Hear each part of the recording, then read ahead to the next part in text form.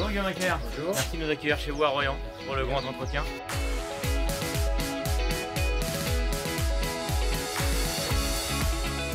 Guillaume Macaire, c'est un plaisir d'être en votre compagnie pour le grand entretien.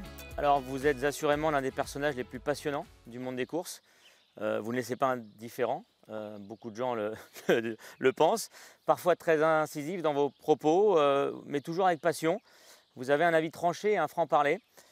Mais vous êtes également un amoureux des chevaux. Atypique, disent certains, défenseur des traditions pour d'autres. Finalement, qu'est-ce qui vous définit le mieux? Bon, plutôt défenseur des traditions, à la limite.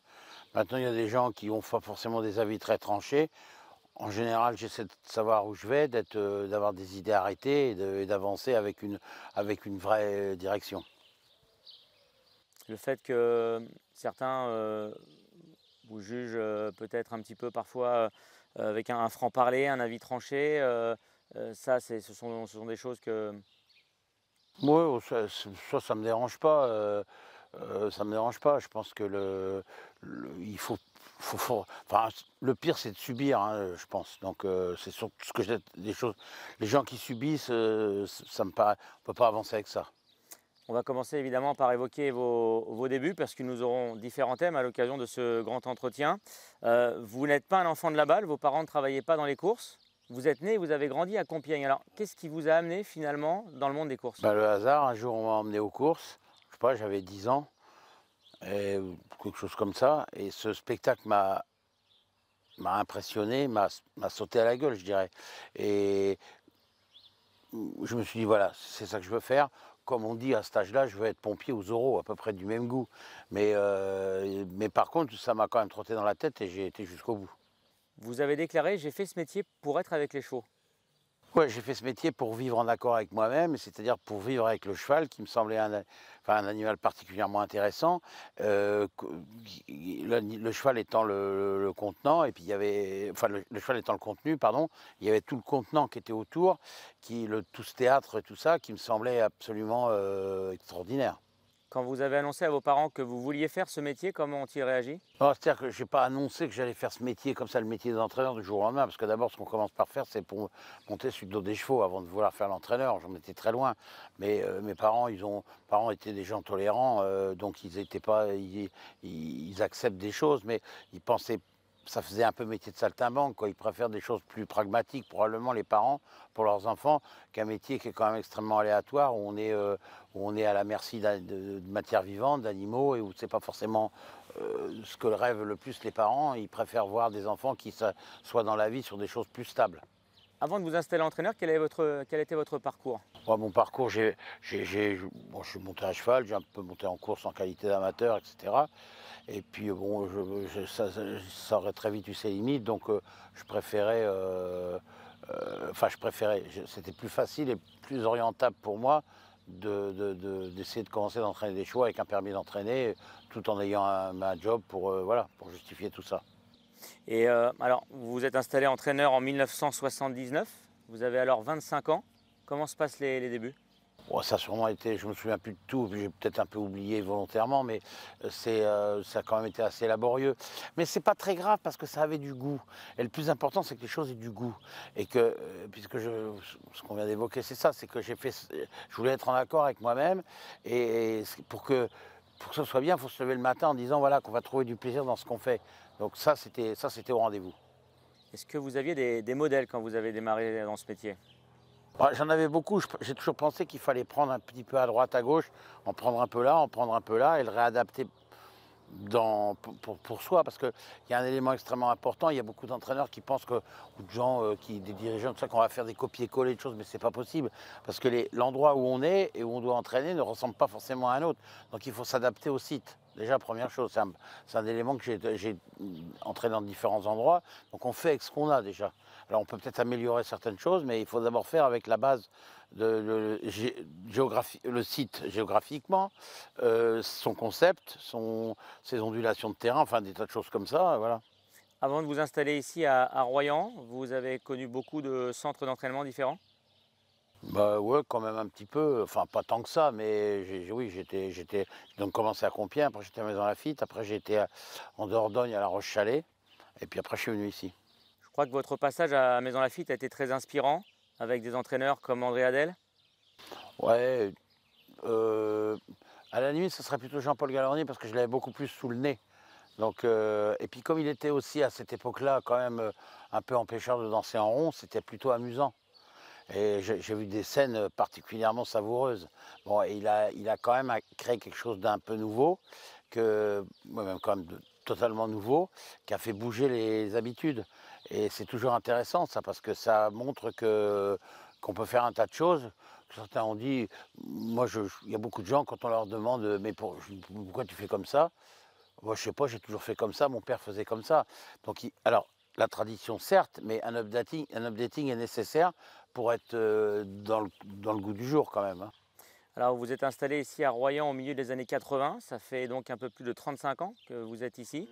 Et vous êtes un entraîneur à vocation obstacle. Mais pourquoi avoir choisi l'obstacle au départ? Non, mais j'ai pas vraiment choisi, mais en plat, l'obstacle à cette époque-là, enfin au début où j'ai commencé à faire, on pouvait faire la différence par la qualité du travail qu'on faisait et en étant très soigneux du travail, en étant très précis. En plat, si on n'avait pas la qualité, rien n'était possible. L'obstacle, c'est différent parce qu'il y a un façonnement, c'est un peu comme le trot, il y a une mécanique, il y a tout ça. Et à cette époque-là, globalement, c'était encore l'époque où quand un cheval n'était pas bon en plat, on le mettait en obstacle. Après ça, il s'est créé des races spécifiques un petit peu pour un tas de raisons que je ne vais pas évoquer là parce que ça serait trop long. Mais, et à partir de là, c'était plus facile de s'y consacrer et avec un travail bien, un boulot bien adapté. Parce qu'il reste qu'en obstacle, une vérité principale, c'est que le gagnant d'une course, c'est pas forcément le meilleur en qualité, mais c'est toujours le moins fatigué. Et donc un cheval, s'il est très bon, mais qui roule tout le temps en troisième et le contour à droite, ça ne marche pas. Donc le cheval peut-être beaucoup moins bon, mais qui fatigue pas, bah, il a plus d'essence dans le réservoir pour finir que son voisin comme je vous dis, qui a fait beaucoup de reprises. Et voilà. Alors le diesel qui fume noir, parfois, c'est mieux que la Ferrari qui... Voilà. Pourquoi avoir fait le choix de Royan? Comment s'est passé justement à ce moment-là ce choix de Royan? Eh bien parce que, un petit peu par la force des choses, que j'étais obligé de dégager quasiment Manu Militari de l'endroit où j'étais. Donc il fallait trouver un... Avant Royan, c'était Maison Ouais, Lafitte? non, non, c'était La Roche-Chalais, en Dordogne, au bord de ce département-là, D'accord. juste au bord du département. Et il fallait que je dégage. Et bon, et les relations avec le propriétaire, tout ça était devenu, pour qui j'entraînais d'ailleurs, était devenu impossible. Encore des histoires de facteurs humains, mais bon, voilà. Et ça ne pouvait pas être viable. Donc il fallait trouver un endroit. Et ce qui me plaisait ici, c'était que, sans dire que c'était un pays de cocagne, il y avait quelque chose qui permettait d'être créatif. D'ailleurs, il y a un truc assez marrant, c'est que le logo de la Charente-Maritime, c'est deux mouettes, une verte, une bleue, et c'est marqué terre et mer, les éléments de la réussite. J'ai trouvé, ce logo m'a accroché d'une certaine façon. Enfin, en tout cas, ça m'a conforté dans mon idée d'essayer de venir là. Et ici, on est sur du sable. Partout, c'est du sable. Donc, on fait des pistes là où on veut. Énorme avantage, considérable avantage. Ici, tout était à faire parce que c'était vraiment embryonnaire ce qu'il y avait comme installation. Mais je connaissais l'hippodrome pour le fréquenter avec des partants et tout ça. Et c'est un endroit qui me plaisait assez bien. Je trouvais qu'il avait un certain charme. Il y avait la mer autour. Enfin, l'endroit était agréable. D'ailleurs, les Romains avaient la Saintonge avaient investi la Saintonge puisque à Saintes il y a des arènes romaines et tout ça. Donc quand ils ont envahi la Gaule, ils s'étaient particulièrement mis là. Donc il y avait peut-être déjà une raison. Bon. Et voilà, c'est un ensemble de choses. Puis après, c'est un peu le hasard. Il fallait trouver des endroits disponibles. Il y avait des endroits qui ne me plaisaient absolument pas parce que ça ne me correspondait pas. Donc, une de mes grandes règles, ça a toujours été de joindre l'utile à l'agréable. Et d'être dans un site qui soit plaisant. Là, l'écurie où on est, elle est bien parce que ça, j'ai fait un peu, pas tout comme j'ai voulu, mais quand même pas mal. Donc, pour moi, pour être créatif, il faut être dans un endroit qui soit esthétiquement beau. Justement, mes parents m'ont beaucoup sensibilisé à l'esthétisme. Et l'esthétisme, c'est un peu la qualité de la vie quand même. Donc c'est le bonheur du quotidien. Sur des petites choses, c'est pas forcément que du luxe, attention. C'est beaucoup plus subtil que ça. C'est pas forcément quelque chose de quantitatif. Donc c'était important pour moi et l'endroit me plaisait parce qu'on pouvait tout faire. Il fallait se retrousser les manches, certes, mais on pouvait tout faire. Alors là, ça a été pour obtenir ce qu'il y a aujourd'hui ici, j'aimerais vous dire que ça n'a pas été toujours simple et qu'on m'a mis quelques fois dehors par la porte, mais moi je suis rentré par la fenêtre et j'ai forcé un petit peu le destin. Voilà. On va maintenant évoquer votre réussite parce que est-ce que les débuts ici à Royan en tant qu'entraîneur coïncident avec le début de votre réussite en tant qu'entraîneur? Ouais, bah, oui, alors après la réussite, ça y est, il faut tomber sur des bons chevaux. C'est ça le plus important, des chevaux qui potentiellement peuvent être une chance. Et à cette époque-là, on pouvait encore en trouver un peu. Il n'y avait pas le marché qu'il y a aujourd'hui, il n'y avait pas le marché de l'obstacle. Comme je vous répète, à cette époque-là, un cheval n'était pas bon en plat, on le mettait en obstacle. Donc il n'y a pas un marché spécifique. Donc c'était encore relativement facile de trouver des chevaux. Aujourd'hui, il y a des marchés spécifiques qui ont été noyautés par les courtiers, par un tas de gens qu'on appelle parasites ou j'en sais rien, mais non, mais ça vous fait sourire. Mais Intermédiaire peut-être? attendez, mais ça vous fait sourire parce que je vais vous dire quand même une chose. Sachez qu'entre les deux guerres, il y avait des entraîneurs de plats classiques, mais qui habitaient à l'année au Plaza Athénée ou au Ritz quand même, hein, au Bristol ou je ne sais pas où, enfin dans les grands palaces parisiens, simplement avec leur commission de Deauville. Vous imaginez? Bon, donc là, on retourne un petit peu, c'est du style, comment, les films, enfin, Gentleman d'Epsom ou le Baron de l'Écluse, quand Jean Gabin, il est là à faire ses enchères avec sa canne en faisant comme ça avec sa main, là.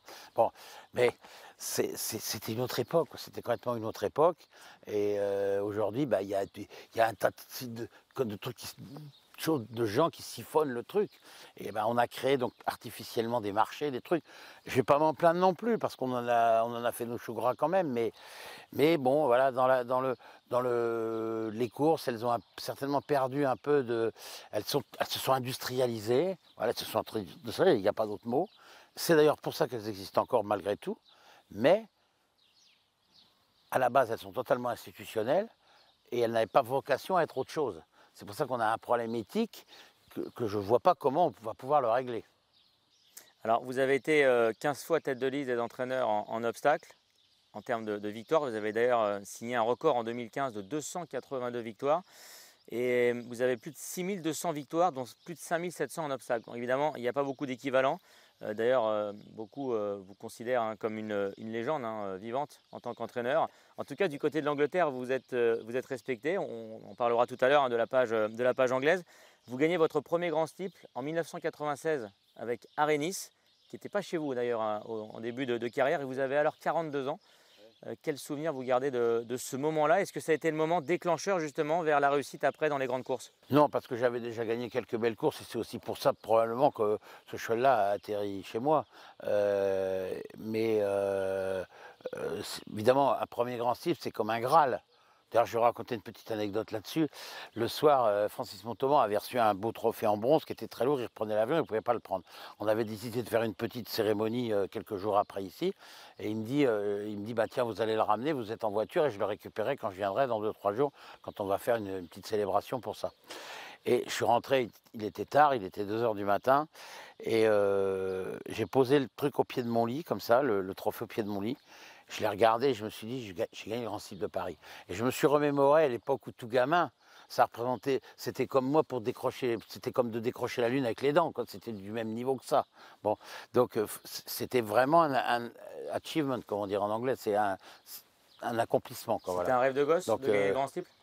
Le gosse justement qui a découvert les courses de Compiègne? Non, c'est pas un rêve de gosse, parce que je ne pouvais même pas rêver ça, mais ça semblait, je le répète, quelque chose de totalement inaccessible, du style décrocher la lune avec les dents. Donc j'avais réussi à le faire, donc c'était, voilà, en gros la boucle était bouclée, on va dire.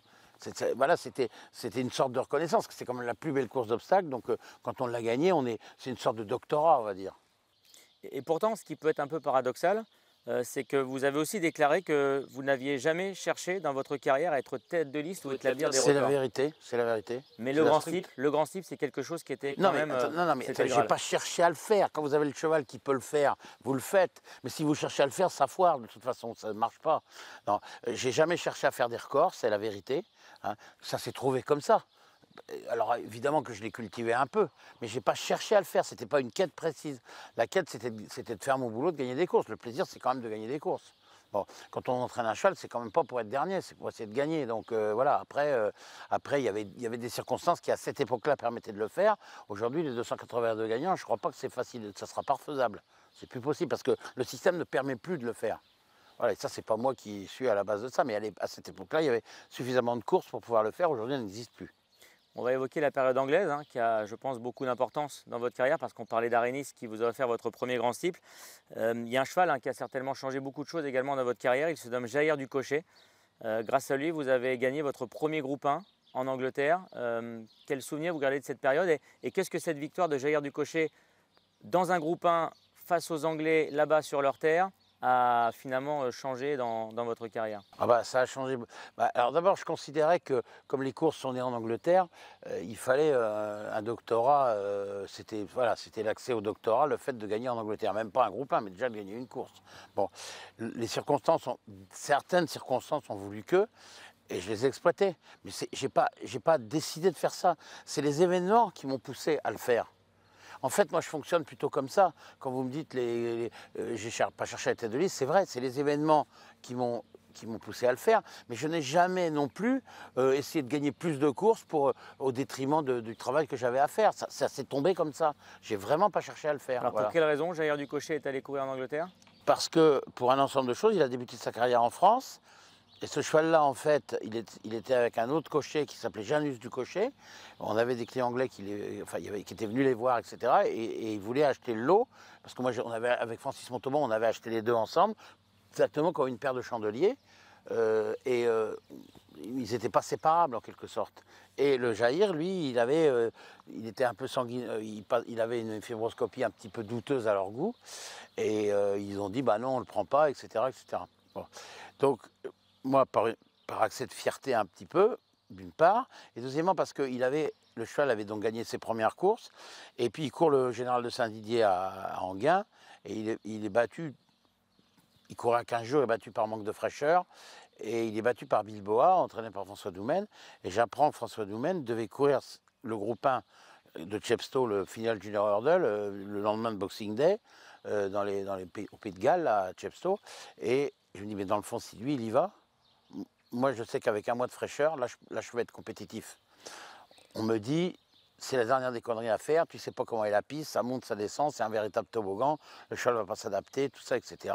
Surtout si tu mets un jockey français, jamais ça n'ira, etc. Moi, j'ai suivi ma petite idée, et ça a marché, on a battu Bilboa, et forcément, voilà, les Anglais ont un certain respect par rapport à ça, et ça m'a ouvert des portes obligatoirement.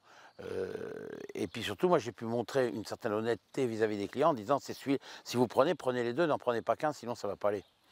Et ce cheval-là, il a beaucoup plus de performances en Angleterre qu'il en a en France. Il n'a pratiquement pas couru en France après. Concernant Jair du Cocher, vous avez d'ailleurs une anecdote au moment où vous avez passé la douane. Oui, tout à fait. On était dans la voiture, il y avait Jacques Rigaud qui montait le cheval, il y avait Jean-Charles Briens, le photographe. Et cette histoire-là, elle l'a marqué, Jean-Charles. Et on arrive là-bas, le douanier nous demande, on passait le toll booth, là, les baraques de la douane, avec les passeports, tout ça. Il dit, qu'est-ce que vous venez faire? Mais pourquoi vous venez en Angleterre? On vient courir le Peterborough Chase à Huntington. C'était la course où tous les ans, Best Met faisait sa rentrée dedans. Ah, le mec, il nous dit, il va pas plus loin que ça. Il dit, de toute façon, vous battrez pas Best Met, qu'est-ce que vous imaginez? Peut-être, mais il faut bien qu'on essaye, on va bien voir.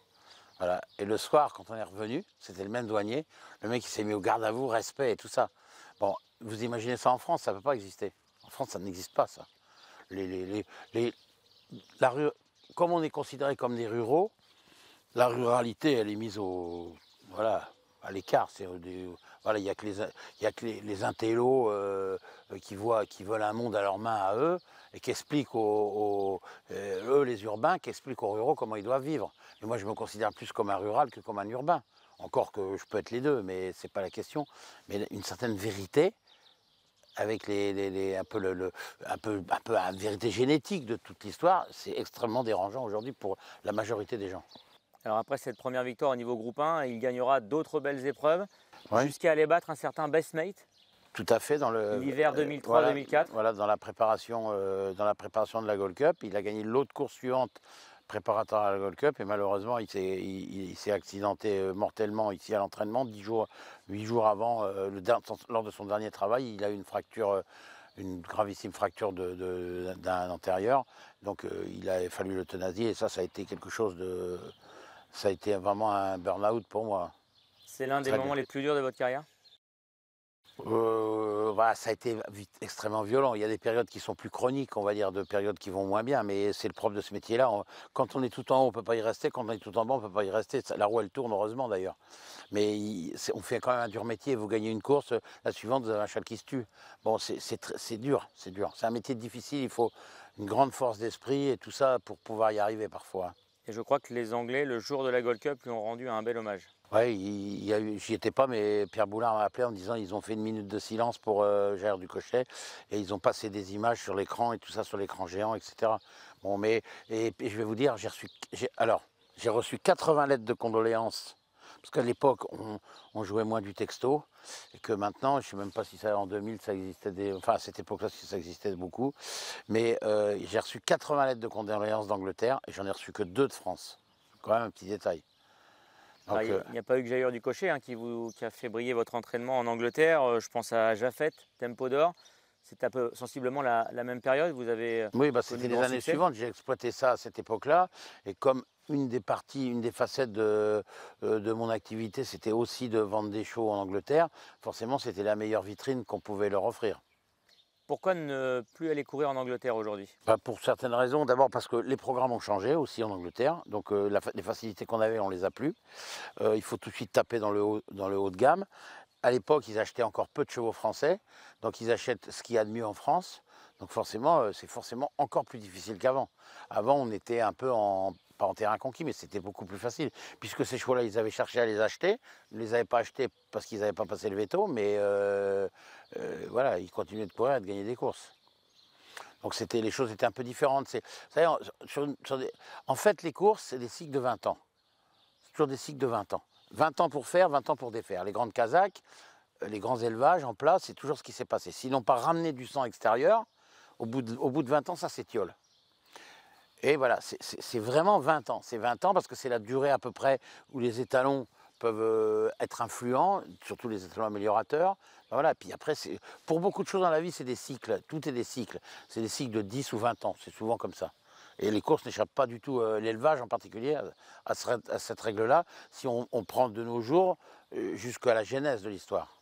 Alors, vu d'Angleterre, comme j'en parlais tout à l'heure, vous êtes considéré comme une légende. Il y a même certains professionnels, certains journalistes qui vous comparent à un professionnel comme Martin Pipe, qui, comme vous, a tout gagné, comme vous, a établi des records. C'est parce que la différence, c'est que Martin Pipe, lui,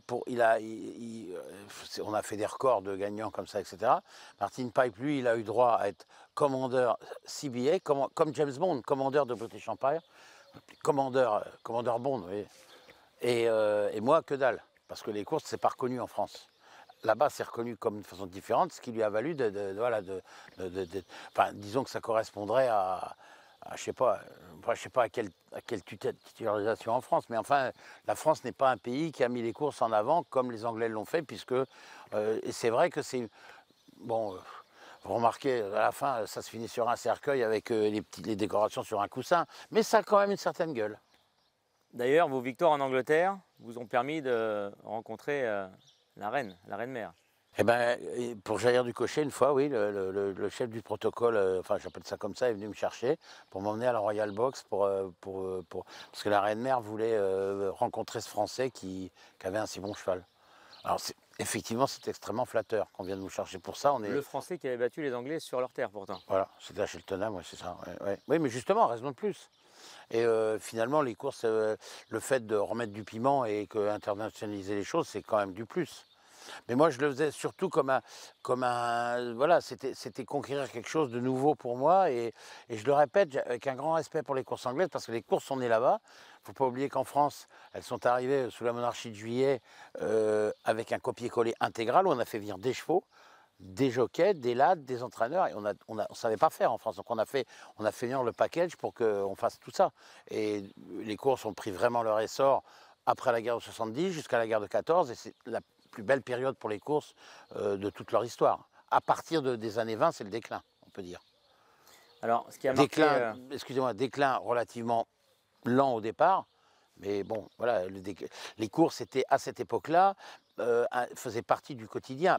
Parce que le cheval en faisait partie aussi. Il ne faut pas oublier une chose, c'est que il n'y avait pas de voiture automobile. Il y avait des voitures hippomobiles, mais pas automobiles. Donc le cheval est un animal du quotidien que les gens respectaient parce que c'était vital pour eux pour se mouvoir, pour faire la guerre, pour tout faire. Le cheval d'abord a été domestiqué, on va dire, pour faire un animal de guerre, à commencer par là. Bon, et après, il a servi à toutes sortes de travaux, mais sans le cheval, l'homme n'était rien. Aujourd'hui, c'est tout l'inverse, parce que les chevaux sont méprisés aujourd'hui, dérangent les gens, parce qu'ils ont des voitures et les chevaux n'en ont plus rien à foutre au rencard, les chevaux. C'est pour ça que les gens sont souvent, quand il y a des chevaux sur les routes, les machins, ça les dérange, ils ont freiné quelques mètres, ça les... Ça, vous le ressentez même sur un environnement comme celui de Royan Ben ici? non, ici on est dans un lieu clos, mais presque tout est dans un lieu clos maintenant. À Chantilly, par exemple, il y avait en haut de la côte de Chantilly, maintenant il y a un souterrain pour aller sur les aigles. Avant, il y avait une sorte de mec de la société d'encouragement avec une casquette, avec la livrée ad hoc, et qui arrêtait les gens, et il y avait un petit feu là comme ça, et quand il y avait des chevaux qui passaient, ils faisaient la circulation. C'est très bien accepté. Les gens regardaient les chevaux, c'était distrayant. Ils ont fait ça pourquoi? Parce que maintenant, ça devient agressif, ils klaxonnent, ils ne peuvent pas attendre, On est dans un monde où on ne peut pas attendre, il faut tout en immédiat. Et ça, c'est très mauvais pour le cheval. Et moi, je peux vous dire une chose, c'est quand j'étais tout gamin, on était à cheval en forêt de Compiègne, on traversait des routes, les gens ralentissaient, disaient bonjour, étaient aimables. Maintenant, ils foncent dans les chevaux, ils vous foncent dedans. D'abord, à leur décharge, parce qu'ils ne savent pas qu'un cheval est un animal craintif, et puis parce que ça les dérange, le cheval n'a rien à foutre là. Le cheval, il doit être parqué dans des endroits, et puis c'est tout. Et ça, c'est certainement quelque chose. Ils ne veulent plus que les animaux travaillent. Ça les dérange. Ça dérange qu'un animal doive travailler. Les hommes travaillent, ils peuvent travailler encore, pas trop pour certains. Mais voilà, c'est quelque chose Je pense que le cheval est devenu un animal dérangeant en tant qu'animal égal de l'homme. Parce que c'était son compagnon de labeur et de peine. Voilà. Donc, est-ce que vous imaginez aujourd'hui un cheval comme Lord Loris, qui a gagné le Grand Stilde de Paris en 1914, qui, 2 mois après, partit à la guerre, se faire tuer quelque part sur un champ de bataille? Ça paraît impensable aujourd'hui, complètement impensable. Donc forcément que les gens n'avaient pas du tout la même approche du cheval, avec la rudesse que ça pouvait avoir. Il y avait, dans cette époque-là, chez les gens, un rapport avec la mort qui était complètement différent que celui d'aujourd'hui. La vie engendrait la mort. Aujourd'hui, on ne veut plus parler de ça. On ne veut pas parler de ça, il ne faut pas en parler. Faut pas en parler. Mystère. Il y a une notion de respect également qui a peut-être disparu. Ben, c'est-à-dire que c'est un respect bidon. C'est un respect bidon. C'est-à-dire qu'on voudrait que les chevaux ne fassent rien, on pense que si les distances, on raccourcit les distances, ça sera moins dur pour eux, etc., etc., ce qui est absolument le contraire. Mais bon, voilà, les gens, ils voient que, parce qu'ils ne sont pas confrontés au véritable problème, et parce que cet animal-là, il est devenu un animal dérangeant. Avant, les chevaux, il y avait un cycle, on les utilisait, on les mangeait après, mais il en essaie. Nous, dans notre métier, c'est ça qui fait la différence, c'est que des chevaux, on en passe, mais il en est une cargaison tous les ans. Donc, c'est le même animal reporté sur un autre, mais ça ne s'arrête jamais. On attend toujours pour savoir si la nouvelle génération va être meilleure que la précédente. Donc il y a des chevaux qui meurent, c'est le cycle normal de la vie. Mais ça, on ne veut plus l'admettre aujourd'hui. On ne veut plus admettre ça, ça dérange. Donc il y a beaucoup de gens qui disent, s'il n'y a pas de chevaux, ils naissent pas, ils ne mourront pas. Vaut mieux qu'il n'y ait plus de chevaux. Pour beaucoup, c'est ça. Ça devient un animal qui n'a plus rien à foutre sur la terre aujourd'hui. Ou peut-être empaillé dans des musées, c'est tout. Et j'irais même peut-être plus loin, et je pense que même le système étatique, pour ne pas être emmerdés par des gens qui sont contre tout, des défenseurs de tout ce que vous voulez.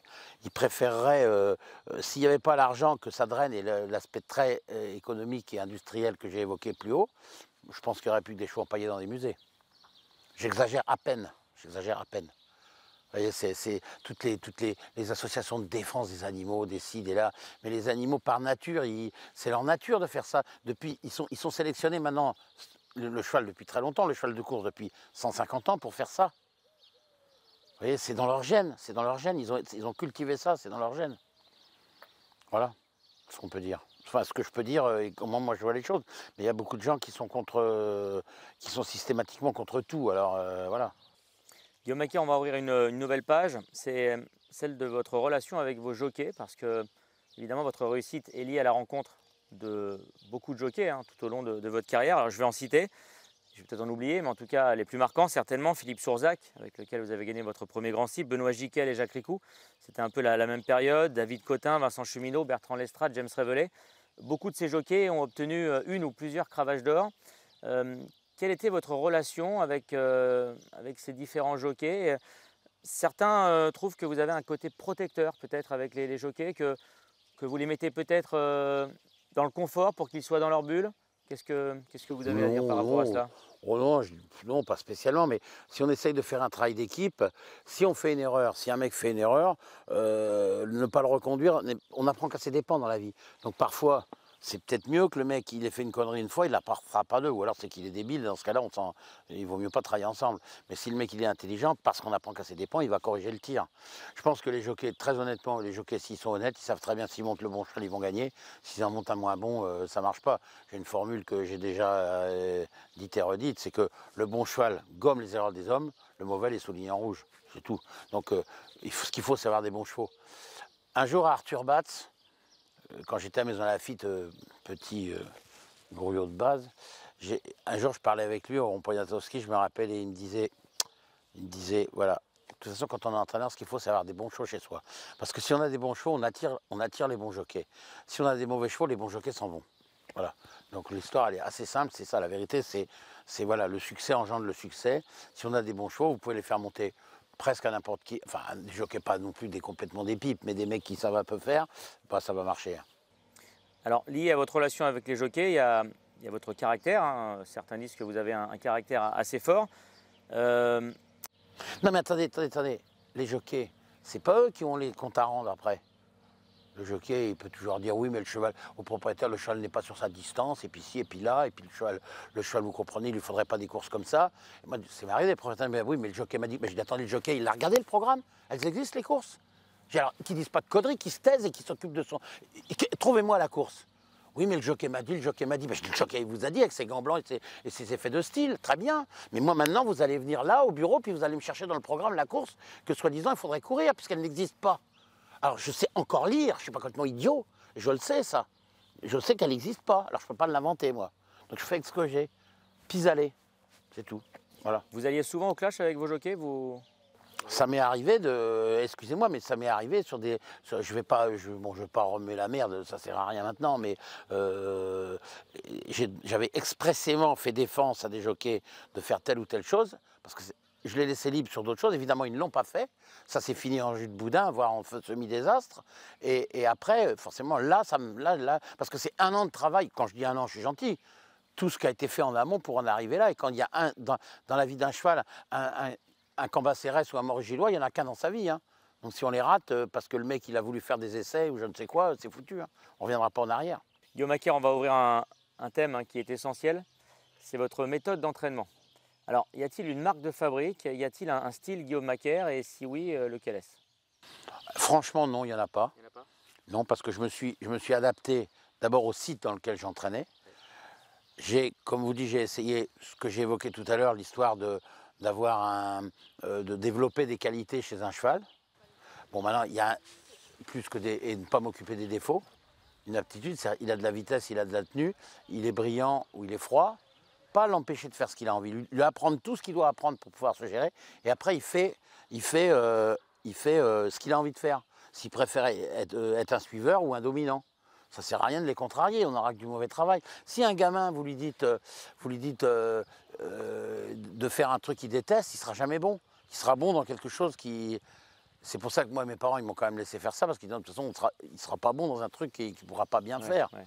Donc si on a du goût pour le faire, on ne compte ni son temps ni sa peine. On s'investit complètement. Quand on le fait avec passion. Ce mot-là, il revient souvent. Oui, mais c'est un mot qui me dérange un petit peu parfois, parce qu'il est galvaudé, ce mot-là. Je suis passionné de ceci, je suis passionné de cela. Attends, passionné de quoi? Ils ont vu 3 images sur un machin, ils sont passionnés. Vous pensez pas que pour travailler dans le monde des courses, il faut être passionné avant tout? Non, mais la passion, elle ne s'exerce que dans la conjugaison du verbe aimer. Ça veut dire d'un investissement complet de sa personne dans les choses. Ça veut dire d'en chier quand les autres, eux, se prélassent. Et d'être rigoureux dans tout ce qu'on fait.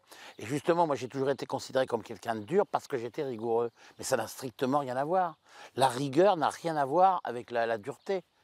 Alors forcément qu'elle s'exerce, forcément qu'on ne fait pas que ce qu'on veut, donc il y a des moments, c'est pas marrant, il fait froid, il pleut, faire des trucs dans des moments où c'est pénible. Mais il faut le faire, il faut passer le cap. Vous croyez que les mecs qui montent sur l'Everest ou qui traversent des océans à la rame, ils en chient pas? Bah attends, bien sûr que si.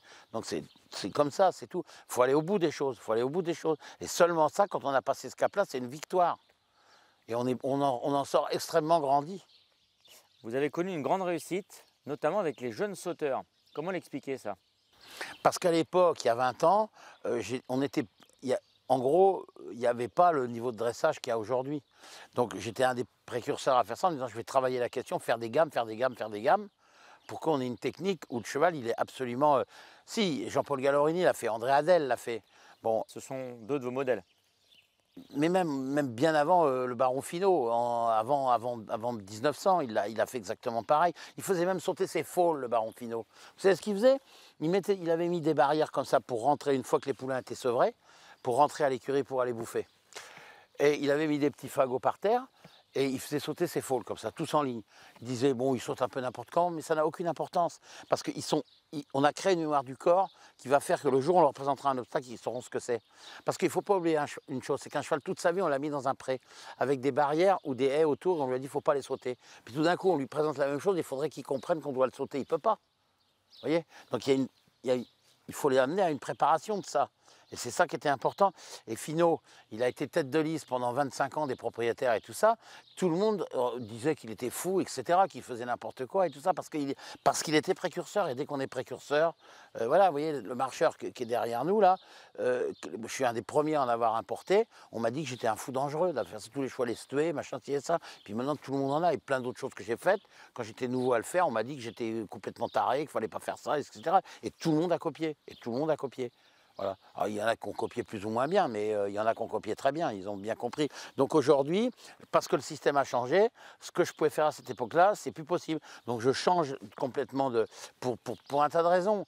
Parce qu'avant, on pouvait trouver des chevaux facilement, comme je l'ai expliqué plus haut. Et tout ça, aujourd'hui, ce temps-là est fini. Aujourd'hui, à cause de l'industrialisation des courses, à cause du prix de fabrication des chevaux, les éleveurs, ils veulent avoir un retour sur investissement et ils veulent vendre un poulain 45 000 € alors que pour moi il vaut 15 000, donc je ne peux pas l'acheter parce que c'est moi qui aurai le service après-vente à faire. Donc pas possible. Vous comparez le métier d'entraîneur au métier de chef de cuisine. Très proche, ouais. Vous avez déclaré il faut travailler de bons produits, être rigoureux et après tenter d'être ingénieux. C'est ça. Il y a des similitudes? C'est exactement ça. Ouais. C'est exactement ça. C'est-à-dire, le chef de cuisine, il va travailler des bons produits, des produits nobles, des produits de qualité, qui va essayer de dénaturer le moins possible, ce qu'on fait avec les bons chevaux, parce qu'ils savent tout faire naturellement, donc c'est facile. Et après, essayer d'être ingénieux, c'est-à-dire faire des mariages déjà un peu extraordinaire, enfin pas forcément ordinaire, mais après c'est la mise en œuvre du truc. Il y a des recettes de grands chefs étoilés, de 3 étoiles Michelin, qui ont fait leur réussite sur finalement une recette assez simple, mais il y a beaucoup de temps à passer à faire des choses dessus. Il y a une manufacture qui augmente le coût. Et après, évidemment, si vous utilisez des truffes ou des produits qui sont chers, ça fait monter le prix du truc. Mais on arrive à une quintessence, on utilise des produits très nobles et on les sublime. Alors, vous n'êtes pas catalogué qu'entraîneur de jeunes, hein, loin de là. Certes, vous avez connu une grande réussite avec les jeunes, avec les 3 ans, mais vous avez également réussi à faire triompher des chevaux à un âge avancé. Je crois que vous avez fait gagner un cheval âgé de 15 ans. 16 ans. 16 ans en cross à Pompadour, c'est ouais. ça? 3 sorties, 3 victoires sa dernière année. Ouais. Et il a gagné à 3 ans en débutant, ce cheval-là. Comment on fait Ça s'appelait pour faire Corésien gagner de la Bruni. Bon, on fait parce que c'est des programmes un peu protégés, et puis parce que je le répète, alors c'est des chevaux de cross qui courent sur des longues distances, et les chevaux ils prennent beaucoup moins dur que sur les courtes distances, c'est pas destructeur. Et c'est ce que tout le monde veut m'expliquer, qu'il faut raccourcir les distances parce que les longues distances fatiguent les chevaux. Mais alors pourquoi? Comment vous expliquer que les chevaux de cross qui courent jusqu'à des âges canoniques, effectivement, sur 5000 mètres et comme ça, c'est eux qui sont les moins fatigués et les moins usés? Ah, il y a un problème là, alors si les gens ne veulent pas voir la réalité en face, et quand on fait des 3000, plus on va raccourcir les distances et plus on leur fera mal aux chevaux. Voilà. C'est tout, c'est la vitesse qui fait mal. C'est comme pour une voiture, c'est comme pour n'importe quoi, c'est la vitesse qui fait mal. Plus les trotteurs d'aujourd'hui qui vont extrêmement vite, au très jeune âge, bah, ils ne font pas les carrières, à part quelques exceptions, ils ne font pas les carrières que les autres faisaient, où ils allaient beaucoup moins vite, donc ils se faisaient beaucoup moins mal, donc ils duraient beaucoup plus longtemps. Guillaume Maquier, on va maintenant évoquer vos grands steeplechase chess de Paris. Il y en a eu 6. Le premier, on l'a dit, c'était à Rhénis en 1996. ça reste, je suppose, l'un des moments les plus forts de votre carrière. C'était le premier. Bah, forcément, c'est lui qui avait le... Parce que c'était un achievement, quoi. Je sais pas comment on dit en français ce mot-là, achievement. Consécration. Non. Ouais, un aboutissement, voilà, un aboutissement. Donc c'était un aboutissement et donc voilà, le boulot était fait, quoi. On peut dire ça. Et après, bah, c'est toujours un plaisir parce que c'est l'émotion. Qu'est-ce qu'on recherche? On cherche de l'adrénaline et de l'émotion. De l'émotion. De la reconnaissance de ses pairs aussi. Forcément, quand on gagne la plus belle épreuve, c'est vrai que c'est agréable. Alors, vous gagnez votre premier grand steeple en 1996, donc à l'âge de 42 ans, hein, comme je l'expliquais tout à l'heure, avec un cheval que vous n'avez pas formé, que vous n'avez pas formaté. Et en 2013, avec Belle la Vie, 17 ans après votre premier grand steeple, là vous gagnez en revanche avec un cheval que vous avez eu tout jeune. Oui, parce que c'est un cheval qui a été élevé par Benoît Gabeur et c'était quand même une longue amitié, tout ça, etc. Il y avait tout un ensemble d'histoires là-dessus, oui. Donc ça a une valeur. Mais d'ailleurs, surtout parce que je pense qu'aujourd'hui, et tous les autres chevaux pratiquement, avec lesquels j'ai les Incos de Grand Steeple, c'est tous des chevaux qui ont été élevés soit par Benoît Gabeur, soit par Jeanne Horan, mais tous des chevaux qu'on a fabriqués nous-mêmes de A à Z. Parce que sinon, il n'y en a plus sur le marché de ces chevaux-là, ça n'existe plus. Ou un vrai coup de peau. Est-ce que le temps vous a paru interminable entre la victoire d'Arénis et celle de Belle la Vie? Ouais, oui et non. J'ai quand même couru des grands steeples en faisant toujours l'arrivée. Ouais. Des secondes places, des troisièmes places, mais sans pouvoir gagner. Parce qu'il faut le bon cheval pour gagner, puis il faut aussi un peu de chance. Alors après, ça s'est enchaîné parce que vous avez gagné l'année suivante en 2014 avec Storm of Saint-Ly, âgé de 5 ans. Alors ça, c'était quand même quelque chose qui ne se faisait pas beaucoup. À l'époque, il y a eu des champions comme Katko qui ont gagné à l'âge de 5 ans. Et vous arrivez avec ce Storm of Saint-Ly et vous gagnez il gagne à l'âge de 5 ans. Et après, il y en a d'autres qui ont gagné So French ou plein d'autres qui ont gagné à 5 ans. Ça se faisait un petit peu moins oui, les années ça se faisait moins, je voulais un petit peu expliquer, parce qu'à cette époque-là, les chevaux, il n'y avait pas une race spécifique, et les chevaux, on prenait plus le temps. On prenait le temps. Avant, on prenait le temps. Il y a 100 ans, c'était le temps de la marine à voile, on attendait la marée, on attendait le vent, on attendait, ça faisait partie de la vie. Aujourd'hui, il ne faut rien attendre, il faut tout de suite. Les gens, ils veulent tout de suite. Les gosses, ils tapent, ils disent, mais moi, je veux ça, je veux ça. Bon, alors la mère, elle cède pour avoir la paix. Donc, ils sont déjà formatés comme ça. Non, mais des gosses dans des supermarchés, on voit des gosses qui font ça, des crises de nerfs parce qu'ils veulent ceci ou ils veulent cela, ils veulent tout de suite. Ouais. Non, mais attends, mais non. Alors la mère, qu'est-ce qu'elle fait? Elle cède. Hein, bon, enfin, je ne vais pas rentrer dans les détails là-dedans, mais voilà, toute la vie. Donc nous, on en a forcément fait les frais dans notre activité de cheval, parce que ça a forcément un tout petit peu matiné tout ça, et pas comme ça aurait dû le faire. Voilà. Mais donc les gens, vous gagnez qu'à 5 ans, mon Dieu, c'est vous gagnez qu'à 5 ans. Je voulais que je vous raconte quelque chose. En 1914, il y a un 4 ans qui a gagné le Grand Steeple de Paris. Pas en 1914, mais en 1913, je pense.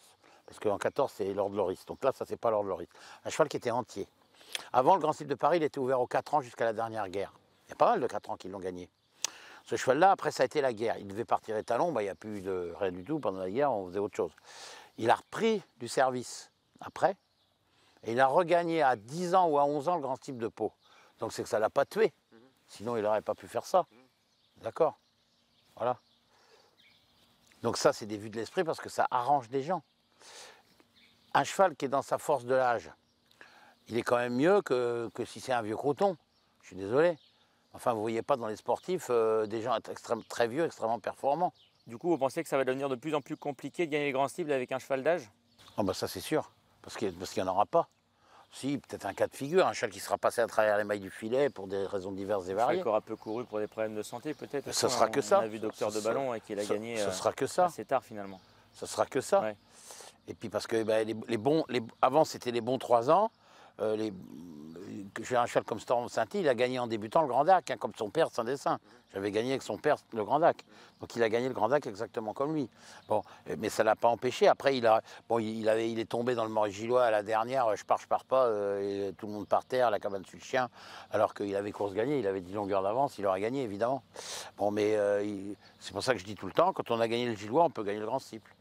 4e victoire de Grand Steeple, c'est avec So French en 2016, donc 2 ans après Storm of Saint-Ly, lui aussi âgé de 5 ans. Une victoire qui était un peu au goût amer. Ouais, parce que c'était l'année où Stormont Saint-Dié était second et l'autre s'est cassé la jambe, ou Asdetruval s'est cassé la jambe, ouais. Ouais, c'est sûr qu'on aurait été 1, 2, 3 cette année-là. Après, dans quel ordre, j'en sais rien, mais bon, l'histoire, elle s'écrit comme ça et on ne peut rien y faire. Et l'année suivante, Sofrench fait le doublé en 2017, donc à l'âge de 6 ans. Et là, évidemment, vous profitez différemment. Là, vous pouvez savourer la victoire de Sofrench, ce qui n'avait pas été le cas l'année Ouais. d'avant. Ah, c'est quand il a douche écossaise, c'est sûr que c'est pas très agréable. Hein, c'est pour ça que je vous disais tout à l'heure, on ne sait jamais aux courses ce qui va arriver, si on va sortir par la grande porte ou par la porte de derrière, hein, on ne sait pas. Et puis, dernière victoire, jusqu'à aujourd'hui, hein, elle remonte à 2018, avec On The Go. Là encore, un 5 ans, qui est venu placer son nez devant Ouais. son adversaire, qui était entraîné, je crois, juste à côté, là, par le voisin Arnaud Chaillet-Chaillet. Quel souvenir vous gardez cette victoire du plus court des écarts? C'est beaucoup d'émotions, mais Stormont Saint-Dié avait gagné de très peu aussi. Ouais. Bon, voilà, après la victoire, qu'on gagne de loin ou qu'on gagne de pas de loin, la victoire c'est la même. Hein. Le plaisir de la victoire, une fois que le poteau est passé, c'est le même. Voilà, c'est sûr que voilà, maintenant, faut en gagner un 7e pour être le seul pour que je sois le seul à en avoir gagné 7, puisqu'on est ex-aequo avec Bernard Secli et le pauvre là où il est, c'est pas lui qui me fera de l'ombre, donc j'aimerais bien, franchement, s'il y a une chose que j'aimerais, je voudrais que le dieu des courses m'entende, ça serait de le gagner une 7e fois pour ça. C'est l'un de vos derniers défis en tant qu'entraîneur? Non, c'est pas un défi, parce que ça change rien au cheminement pour y aller. Mais si on me disait qu'est-ce qui me manque, ça, j'ai jamais cherché à le faire non plus. Hein. Mais puisque maintenant que c'est là, bah, si je pouvais le faire, on dirait, voilà, c'est peut-être un peu prétentieux et orgueilleux et de la petite gloriole personnelle, mais ça serait une vraie satisfaction. Je dis, bah, je peux arrêter demain, quoi. Hein. Voilà, c'est bon, maintenant c'est fait. Personne ne fera mieux que moi tout de suite. Hein. Sur vos 6 victoires de grand type, lequel est peut-être le plus marquant? Oh, franchement, j'en sais rien. Au jour d'aujourd'hui, je ne suis pas capable de faire une différence. Elles sont toutes belles. Hein. Elles sont toutes belles. Maintenant, si je devais, je veux dire, elles sont toutes belles pour des victoires de grand type. Maintenant, la première, c'est sûr que je redis ce que je veux dire, c'était un accomplissement, donc c'était pas pareil. Je me souviens d'un petit détail. Il y avait une coupe qui était offerte, je ne sais plus à quel participant. Peut-être à l'entraîneur, non, parce que c'était un chandelier moi que j'avais. Donc non, peut-être au jockey, je ne sais plus, une grande coupe comme ça. On l'a remplie de champagne, et bien frais, je me souviens, il faisait chaud, c'était au mois de juin. Hein. Ça perlait comme ça autour, et quand j'ai approché mes lèvres de la coupe, ça m'a semblé être une sorte d'extase totale. Vous voyez, je m'en souviens, j'ai une photo de ça. Mais voilà, c'est des petits détails comme ça, parce que c'était comme magique, vous voyez, c'était la cristallisation d'un instant qui à vie restera gravé, quoi. C'était comme ça me fout la chair de poule parce Un que instantané que, ah ouais, que vous avez conservé. c'était comment dire, ouais, c'était voilà. Et on l'a tous bu. Francis Montauban, Surzac et moi, on s'est passé la coupe comme ça, on a bu l'un après l'autre, comme ça. Il y a des images de ça. C'était absolument, c'était génial, quoi. C'était un moment vraiment magique. On était transportés, voilà le mot, transporté. Le plus beau, ce sera peut-être le 7e alors, finalement. Ah bah si ça marche, oui, ça serait à cause de ça, voilà, ça sera forcément quelque chose de. Alors je dis, c'est un peu dérangeant parce que ça a quelque chose de un petit peu prétentieux. Bon, mais voilà, c'est quand même bien, faut le dire. On va ouvrir un nouveau thème, Guillaume Macaire. On va parler des institutions, la vie des courses aujourd'hui. Quel est votre regard hein, sur les courses actuellement? Parce que vous aviez déclaré en 2013, la veille, hein, d'ailleurs, Du Grand Cycle de Belle-la-Vie, tout à fait. la veille de la victoire de Belle-la-Vie dans le Grand Cycle de Chess de Paris, que dans 20 ans, il n'y aura plus de courses d'obstacles en France. Exactement. Alors là, nous sommes 9 ans après. Quel constat je constate qu'il y a déjà du plomb dans l'aile pour beaucoup de choses. Alors je ne vais pas tirer sur l'ambulance quand même, mais je vais quand même vous raconter une petite histoire. Les courses allemandes d'obstacles qui aujourd'hui sont moribondes, quand Jacques de Chevigny, vous voyez qui était Jacques de Chevigny, qui a fini comme handicapeur à Pense-Gallo, il a été éperon d'or de la Féchanterie. L'année où il a été éperon d'or, il a gagné à Gelsenkirchen une course qui se court le 11 novembre, un beau type d'amateur de la Féchanterie sur 6000 mètres, enfin une longue distance. Et l'année où il l'a gagné, c'est quand même pas si vieux que ça, l'allocation de cette course-là à Gelsenkirchen était équivalente à celle du prix Murat la même année à Auteuil. C'est dire que les courses allemandes, aujourd'hui, il y a 3500 € à gagner dans les courses d'obstacles allemandes qui restent hein, aux gagnants. Et le 4e, c'est un coup à boire, hein, ou un panier de pommes. Hein, voilà. Et le premier Grand Sylphe de Merano que j'ai gagné avec Tempo d'Or, ça doit être il y a 18 ans, un truc comme ça. La location, à l'époque, n'était que de 30 000 € inférieure au Grand Sylphe de Paris. Et le propriétaire, Francis Montauban, encore une Kazakh qui m'a vraiment beaucoup marqué dans les débuts, dans la découverte de grands groupes 1 et de courses extraordinaires. Jair Ducocher, on en parlait tout à l'heure. Notamment, il a reçu une coupe en or, une coupe en or, et qu'il pouvait garder, qu'il a toujours, hein, une vraie coupe en or. C'est vous dire que les choses se sont dégradées, hein, par rapport à aujourd'hui. Donc ça peut aller très vite. En Allemagne, ça a périclité complètement. La seule course Fégentré qui reste en Allemagne, elle est à Mannheim maintenant, et il y a 3 500 € au gagnant. Alors, vous voyez, on n'est plus tout à fait dans la même longueur d'onde, là, c'est plus du tout pareil. Donc ça peut aller très vite, les choses se dégrader. Pareil en Belgique ou dans d'autres pays où le système il s'est effondré complètement. Donc c'est comme une voiture, vous mordez une roue dans le fossé, si vous commencez à trop mordre, vous ne la rattraperez plus, hein, vous finissez dans le fossé. Alors il ne faut pas y aller dans le fossé. Et le problème, c'est que les courses d'obstacles aujourd'hui, elles sont forcément attaquées, décriées, parce qu'on est dans un mode, je l'ai évoqué plus haut, qui ne correspond plus. Parce que le cheval était d'abord un animal pour faire la guerre, et les courses d'obstacles, elles doivent leur existence particulièrement comment ça s'appelle, aux courses militaires. Parce qu'il était en temps de paix, il fallait faire quelque chose aux officiers. Et on appréciait particulièrement que les chevaux qui couraient sur un hippodrome, sur un champ de bataille, passaient dans le feu. Sautaient tout ce qu'on leur présentait à sauter, un trou d'eau, un machin, un passage de route, ils passaient n'importe quoi, puisque les hippodromes de cette époque-là étaient quand même assez rustiques, on va dire. C'était toujours dans la campagne, on se servait d'une rivière naturelle, on se servait des obstacles naturels, beaucoup plus qu'aujourd'hui. Mais vous êtes si pessimiste que ça sur je pense que si on ne fait pas certaines choses, c'est-à-dire que c'est multifactoriel. Il y a beaucoup de gens qui vont les L214, les machins, tous les trucs qu'il y a pour emmerder les gens dont c'est le métier d'emmerder ceux qui font quelque chose, parce que ça ne leur correspond pas éthiquement. Alors eux, ils veulent faire ça, et parce que je l'ai dit plus haut, parce qu'on ne veut plus que les chevaux travaillent aujourd'hui. Mais ce qu'ils n'ont pas pensé, c'est qu'il ne faut pas que les chevaux courent, il ne faut pas que les chevaux travaillent. Et puis en plus, c'est une question de lutte des classes. Parce qu'en fait, ce qui les énerve, les contrarie le plus, qui les font vomir, c'est le fait qu'on puisse gagner de l'argent avec des chevaux. Enfin, dans leur tête. Dans leur tête. Vous voyez ce que je veux dire? On va parler d'un autre sujet d'actualité, c'est l'usage de la cravache. Quel est votre avis sur ce dossier en cours?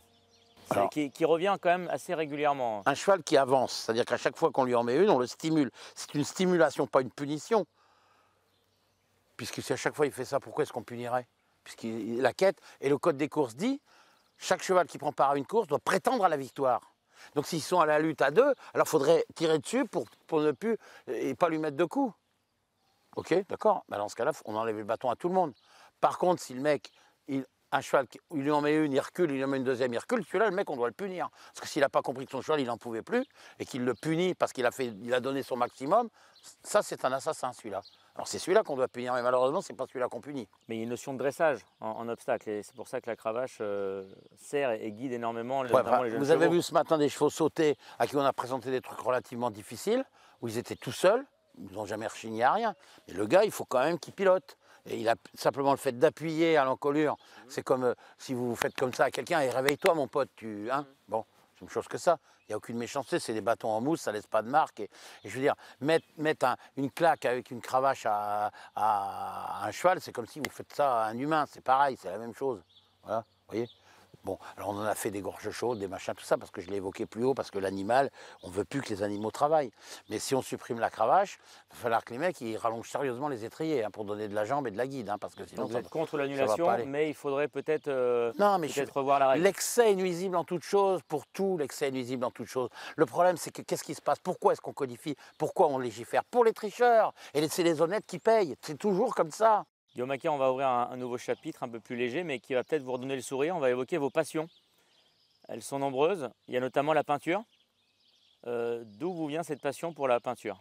Il y a un peu d'atavisme parce que ma mère est peintre, sculpte aussi, etc. Donc forcément, quand on avait quelques années, elle nous mettait face à un mur avec une feuille de papier, un pinceau dans la main.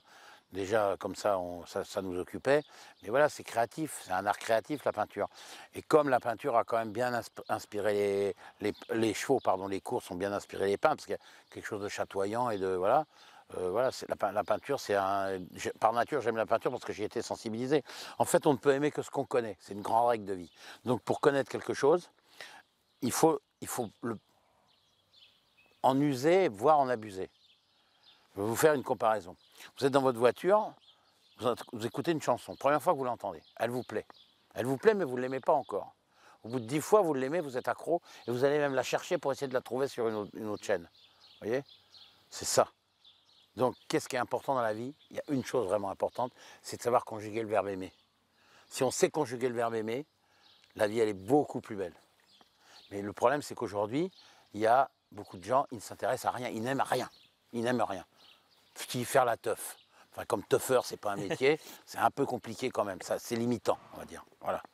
Oui, non, mais malheureusement, c'est ça. Donc les mecs, ils sont bien shootés, comme ça, ils pensent plus à rien, ou ils disent n'importe quoi, voilà.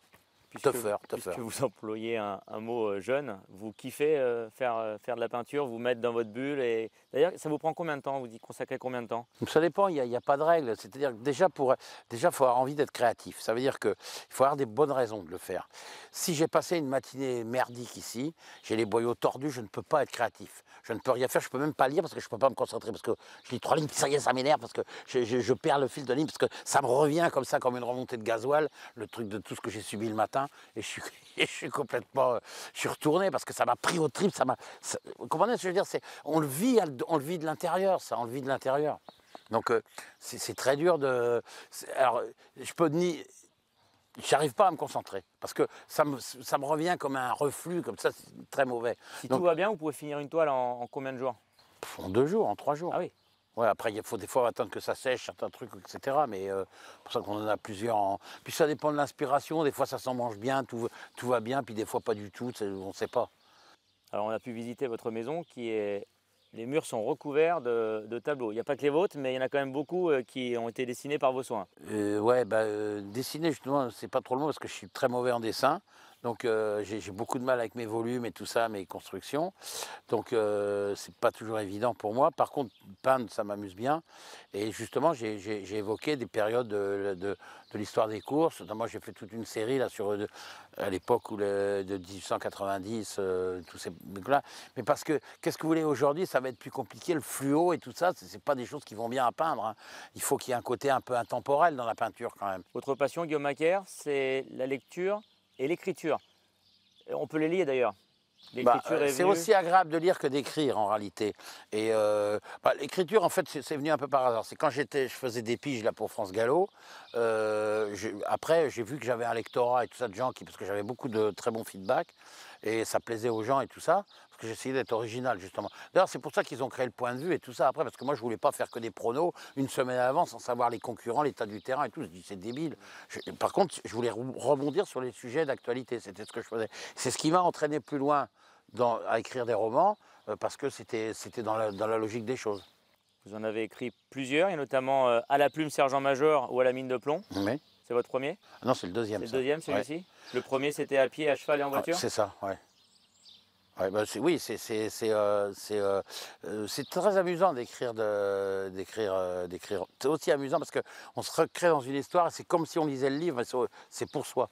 Et donc on peut être plus personnel et donner des idées qui sont toutes personnelles. Dernier thème, Guillaume Macaire, qu'on voulait aborder, c'est votre association avec un jeune entraîneur qui se nomme Hector de la Jeunette. Ça fait maintenant plusieurs mois que vous êtes associé avec lui. Alors, brièvement, pour quelle raison avoir fait ce choix et pourquoi maintenant? Parce que je pense qu'aujourd'hui, dans tous les métiers, il y a des associations qui se sont faites. Des notaires, des avocats, des cabinets de médecins, de dentistes, etc. Parce que sinon, il y a tellement de travail que c'est plus possible. Et il ne faut pas oublier que nous, avant, il y avait une réunion parisienne par jour. Donc c'était facile à gérer. Aujourd'hui, on a le même jour des partants à Auteuil, à Lyon, à Nancy, à toute heure du jour ou de la nuit. Le lendemain, il y en a à Dieppe, le surlendemain, je ne sais pas où. Vous imaginez qu'on peut gérer ça comment? Nous, on est taillable et corvéable à merci. On nous parle que de RTT, de machin. Mais nous, vas-y, crève au boulot. Nous, c'est marche ou crève, tout le temps. Mais plus ça va, plus on charge la mule. C'est produire. Et alors qu'on nous dit qu'il faut faire le contraire. Mais nous, c'est pas grave. Nous, on doit y aller quand même au charbon. Alors, ça ne m'a jamais dérangé. Dans la première partie de ma vie, j'étais entraîneur. Pendant 16 ans, je n'ai pas pris un jour de vacances. Parce que je ne pouvais pas le faire. J'avais ni d'argent pour le faire, ni de temps. mais ça ne m'a pas dérangé. C'était mon choix. Mais aujourd'hui, ça vous paraît indispensable d'être épaulé? Non, mais aujourd'hui, la charge de travail, elle est telle que c'est plus possible. Puis, il faut être partout au four et au moulin, ça devient invivable.